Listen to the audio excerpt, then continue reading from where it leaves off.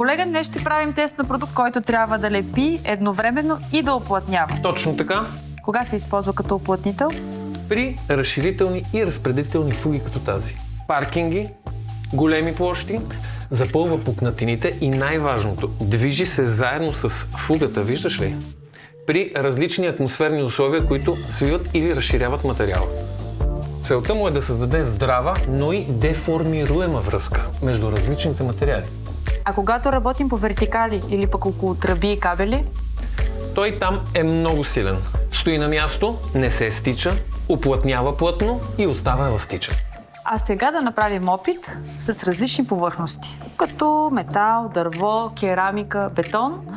Различни материали, но една стабилна връзка. Ето, въпреки че е напълно стегнат, виж динамиката и движенията между различните материали. Здрави, но в същото време динамични. Поема движения, не се чупи, не се къса и може да се разчита на него. А в случай, че цветът не ви харесва, може да го боядисате с Elastocolor Paint. Отличен за употреба. Mapeflex PU45FT е полиуретанов продукт с комбинирана функция – лепи и уплътнява.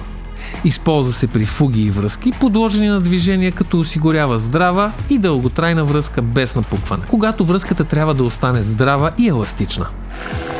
Всичко е окей с Mapei.